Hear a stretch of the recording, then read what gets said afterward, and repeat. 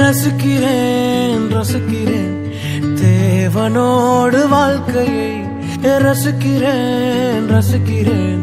இயேசுவோடு நாட்களை ரசிக்கிறேன் ரசிக்கிறேன் தேவனோடு வாழ்க்கையை ரசிக்கிறேன் ரசிக்கிறேன் இயேசுவோடு நாட்களை என் மனதில் மனதாய் நிலைக்கும் என் தகப்பன் இயேசுவை ரசிக்கிறேன்